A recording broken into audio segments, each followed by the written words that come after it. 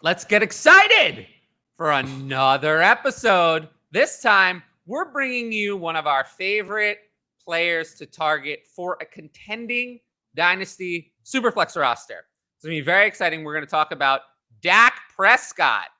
A lot of people I've heard on Twitter, the streets on Twitter, are very negative about Dak Prescott. They're like, oh, he's boring, meh. But we're going to discuss why maybe we feel like he could provide some value, help you win a Dynasty title.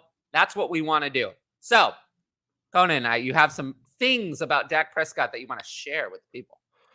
Yeah, no, I mean, I do think the public sentiment is he had a bad year and he's, like you said, he's boring. He's, there's other shinier quarterbacks that do more on the ground, whatever, are flashier. And so, I mean, if we look at his numbers, he was the QB 18 in season long finish. But if you actually look at his points per game, he was actually quarterback 13 in points per game, which is, that's a pretty significant change between the season long and points per game, like average game points. So that was actually his worst finish basically in his career. Besides, 2020, he played 5 games, but he was averaging like 30 points per game, even in that 5-game span. So I wanted to kind of dig even deeper.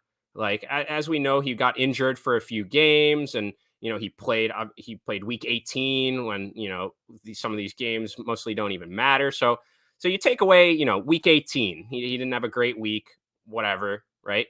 You take away week 18, he was the QB 9 in points per game. I'm nitpicking, fine. But then you go farther, you take away week 1. So he played, a little more than half the game and then got hurt and then missed, 4 weeks. You take away that game too, he's quarterback 7. He's a top 8 quarterback in points per game. Yes, you can't just take away the games you don't like. You can't do that. I think that the main point is that he was injured. He was injured, and that hurt. But he wasn't that different when he was on the field. But I will say it was worse. It was worse. It's fair to say that it was worse. Touchdowns were lower. Yards per attempt a little lower. There were some yards per game passing was pretty bad. So there were some concerns. I understand the concerns. So, but I know you have more about those concerns. So let's hear more about the concerns. Yeah, I mean, I think if you think Dak Prescott last year, I think the first thing people think of is, he threw so many interceptions. And, that was absolutely true. I mean, he had 15 interceptions and he only played 12 games.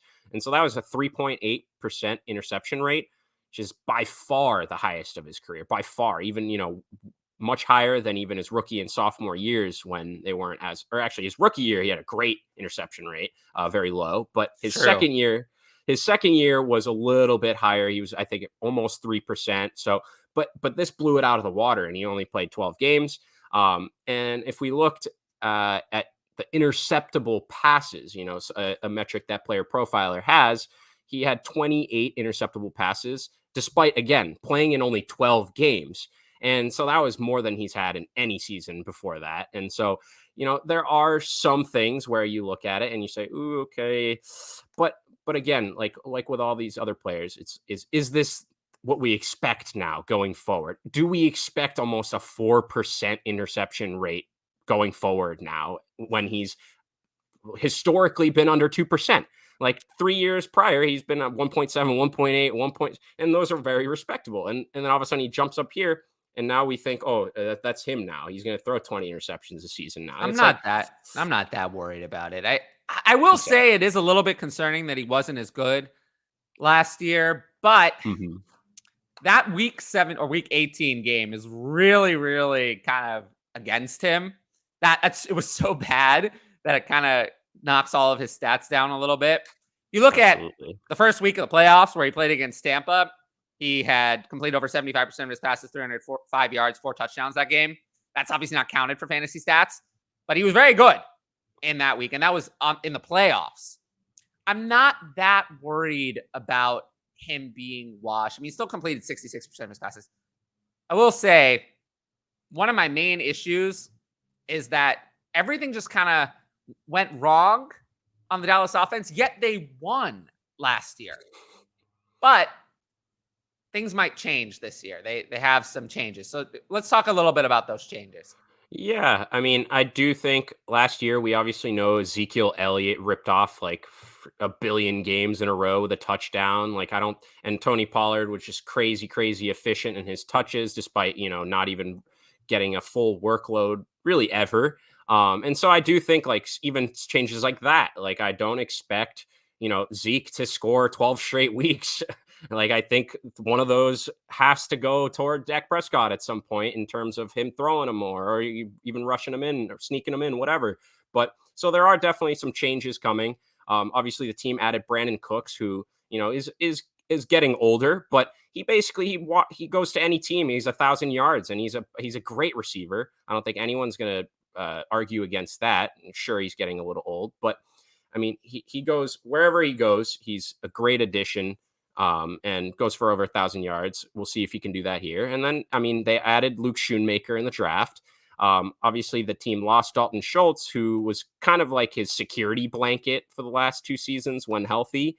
But I think that kind of allows potentially the game to open up a little bit more. We obviously know the team is invested in and believes in Michael Gallup. They gave him a good chunk of money and said bye bye Amari Cooper. So I think they. I wish they do. I bet they wish they could undo that.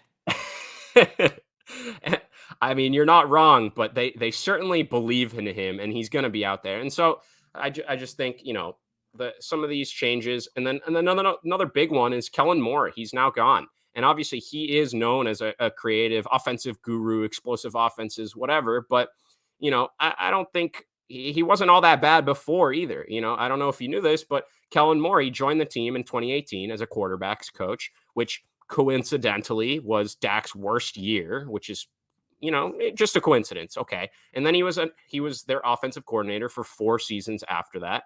And if you actually look back at Dak's numbers, the 2 seasons he's been in the league before Kellen Moore came into town, he was actually, QB7, QB10 those 2 years.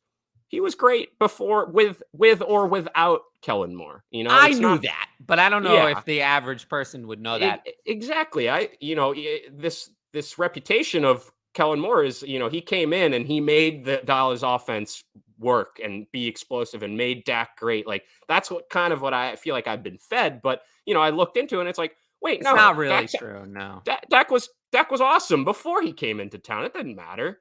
And so, I mean, I think that's a big change. So last year, Noah Brown was tied for third with Michael Gallup on the team with 74 targets, finished third with 43 receptions. That was obviously a big problem. Yes, Dalton Schultz is gone, but I think Brandon Cooks as the 2 is more valuable to an offense than Dalton Schultz. And Michael Gallup, I think, will be healthier as the 3 as he was last year. Tony Pollard is still there. And then, yes, tight end will regress a little bit, but at least they have Schoonmaker to mix in with Ferguson and Peyton Hendershot to kind of give them a little bit more insurance at the position. So I think their weapons overall last year, Brandon Cooks is an upgrade over what they had. Absolutely. And I mean, really at the end of the day, the takeaway is like, I don't think people forgot that Dak is a great quarterback. Like, I think it's a lot of people have. A lot of people have. Well, I'm here to remind them and just kind of wash away. Like, I thought it was more so people saw last year's number. They got worried about interceptions. He's boring. I get those things. But I just wanted to, remind people that last year does not mean that's what we're going to expect going forward every year. He's not going to go near 4% interception rate every year for the rest of his career. I really don't think that. And so it's just a reminder that he's still a good quarterback. And this year, this offseason, more than, past off seasons, he can be acquired for a lot cheaper than, we've come to expect, where, I use keep trade cut just as a reference, just because it's community based. People put their own, rankings, whatever they think. So he's a QB 14 over there, which I think is, a bit too low in a dynasty sense.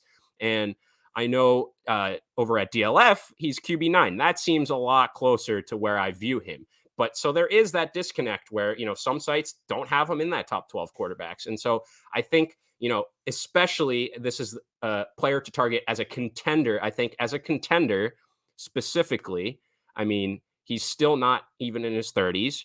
I think if you need quarterback help, So a lot of people are just, they're just over it, or they think he's lost it.